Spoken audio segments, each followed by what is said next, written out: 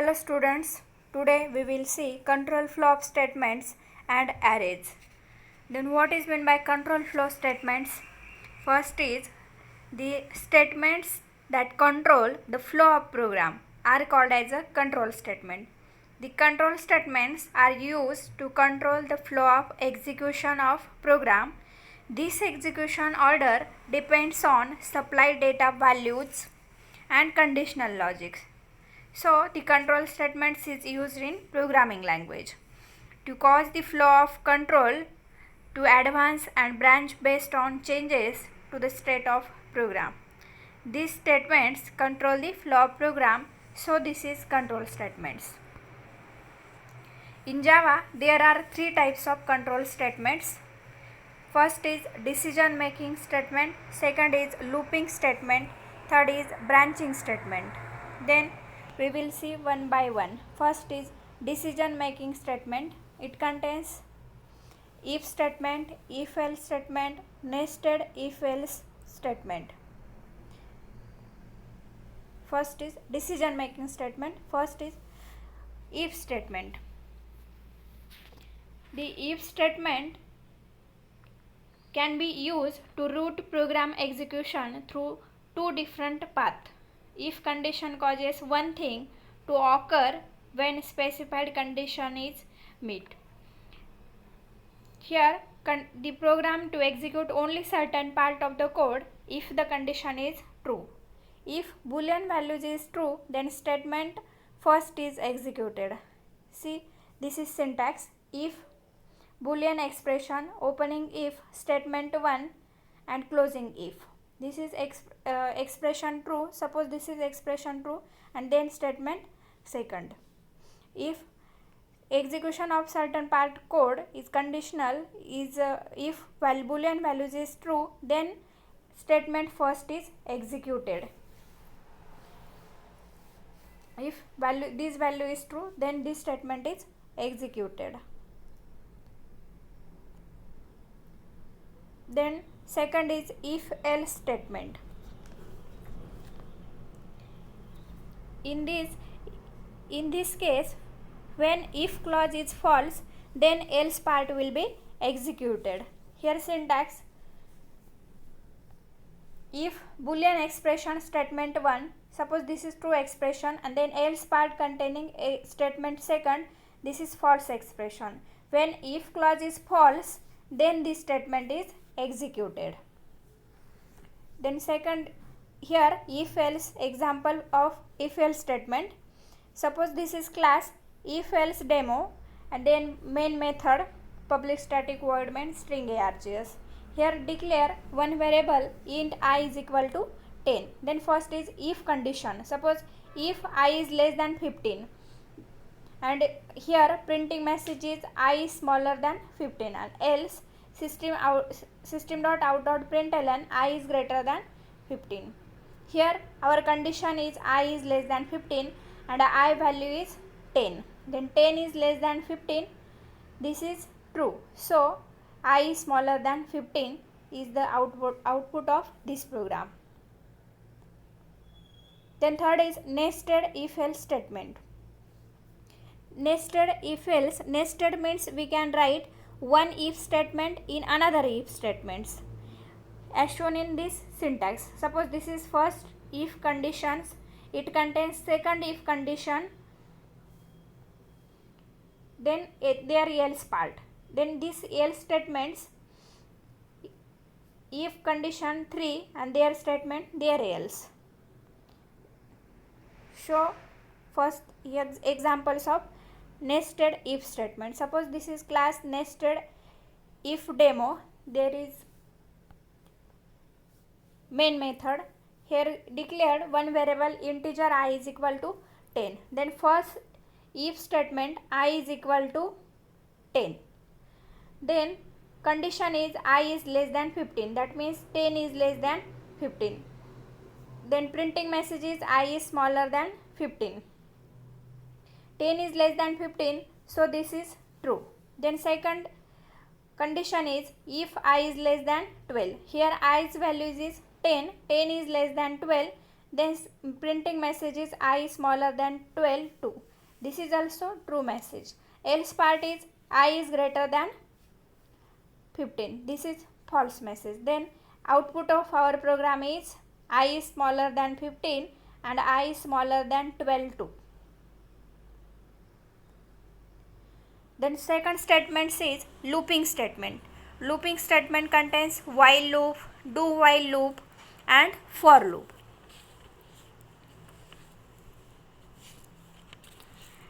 Then first is while loop. While loop is used when as a single or a group of statement is to be executed repeatedly as long as a given condition is satisfied. Then the while loop is entry control loop statement. Whenever we want to group of statement is executed repeatedly, then we use while loop.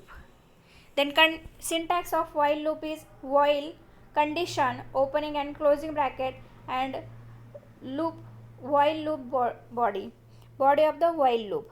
Then example of while loop is, suppose here class while example, then main method, here declare int I is equal to 1. This is the initialization of variable. Then condition in while loop, I is less than equal to 10. Then printing message is system.out.println I. Then increment I plus plus. That means this is the output of printing message is printing element from 1 to 10. Here I is less or equal to 10. Then this element is printing up to 10. Then second loop is for loop. The for loop is entry control loop. For loop provides a more concise loop control structures. This is initialization, condition and increment or decrement can be done in a single loop statements. See this syntax. Here is initialization, condition and increment, decrement. These are in for loop. In single loop, initialization, suppose for example I is equal to 0. Then condition is I is less than 10 and increment decrement means I plus plus, as like I minus minus, etc. This is the for loop. Then third is do while loop. In the program, it is described to execute your loop at least once. The do while loop can be applied in this case. If we want to execute our loop at least once, then we can use do while loop. The loop is executed first and then loop condition is check. Here first is executed the loop and then loop condition is check. This condition is written at the end of loop. Here condition is right at the end of the loop. This is the syntax for do while loop. Is do loop and here opening, then body of the loop and last the condition of the loop statement. Then third is branching statement. In Java there are three types of branching statement.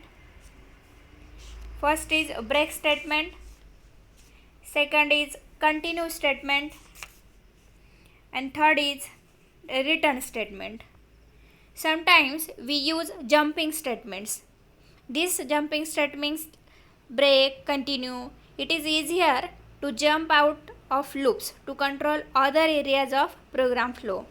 Then first is break statement. Break statement transfer the control unconditionally to the end of the looping statements. That means we can force immediate termination of loop by passing the conditional expression and remaining code in the body of the loop. Then we can use break statement. Here the syntax of break statements is break label semicolon. Then second is continue statement. The continue statement is used to skip a part of loop and continue with next iteration of the loop. If you want to skip some part in our programs and then continue next programs, then we can use continue statement. This continue statement transfer control unconditionally to the beginning of the looping statements, and their syntax is continue semicolon. And third is return statement. It is special branching statement that transfer the control to the caller of method. The return statement exit the control flow from the current method and return to where the method was invoked. Invoke means call. The return statements that can return a value or may not return a value. These are the three syntax. Suppose this is a return value, return expression. Out of these we can use as per our program's requirement return statements. Then next concept is array. Array is an object which contains elements of similar data types. Array means collection of similar data types. Additionally, the elements of array are stored in continuous memory locations. It is the data structures where we store similar elements. We can store only fixed set of elements in Java array. That means we can store, suppose declared integer array, then all values are integer, that is similar data types. Array is the collection of similar types of element. Then these objects that contains elements of similar data types and store similar element, and it stores fixed set of elements in Java array. Here suppose this is 10 index array and store first value at the 0th index, second as first, then third as second index, as like this. Suppose first is starting from 0 and then ending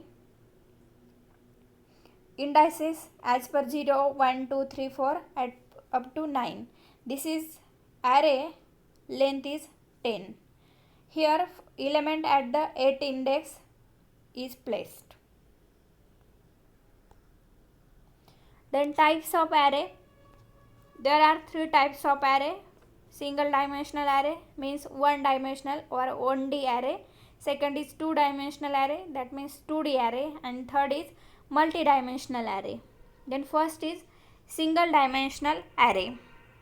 Single or one dimensional array is used to represent and store data in a linear form. If you want to represent data in linear form, then we can use single dimensional array. There are some syntax.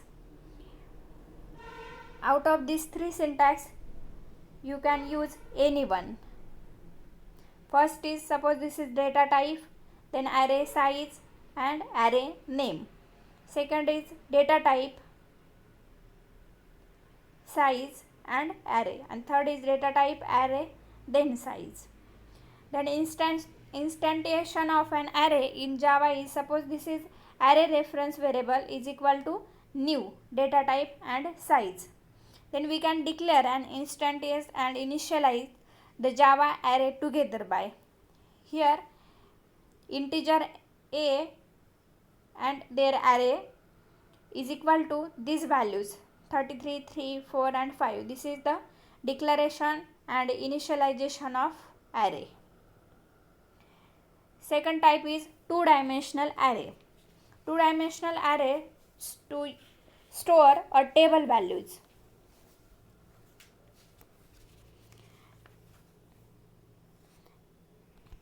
An array with more than one dimensional is called as a multi-dimensional array. This two-dimensional array is also called as a table, where each matrix associated with a pair of indices is another simple array. Two-dimensional array indexed by two subscript, one of the row and one of the column. Here syntax for declaring two-dimensional array: int, table, row and column. This syntax is used for row and column. Suppose another way is declaring two-dimensional array is int table is equal to new int, then this is the row and column.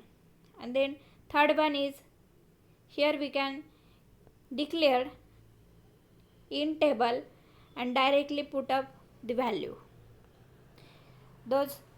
These three ways of declaring two-dimensional array. Out of these we can use any one of them. Then multi-dimensional array in Java. Data is stored in row and column based as like two-dimensional array. It is also known as a matrix form. These are same declaration as per 2D array. Here is also row and column, data types, array name, and indices for row and column. And here we can declare data types, here array size, and one array size is here. There are many methods to declaring multidimensional array.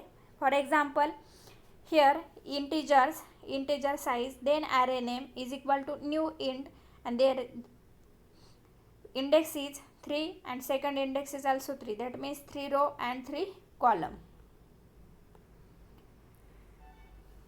Simple example for Java. A simple example for array in Java. Here class is test array. Main method is declared public static void main string args. Then declare a simple array int a. It contains elements 2, 3, 4 and 5. This is called as a declaration and instantiation and initialization of array. Then printing array.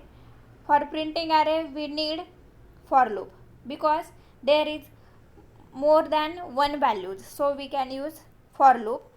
For loop is first statement is initialization, I is equal to int I is equal to 0, then I is less than a dot length. Here length is the property of an array. Then increment I plus plus, then printing array a of I. Then execution of program starts from main method. First is declaration array and initializing values, some elements 2, 3, 4, 5. Then printing I is equal to 0. Then 0 is less than age dot length. Then increment. And this for loop is again and again. Then printing array. And there this output of this program is our array elements is 2, 3, 4 and 5.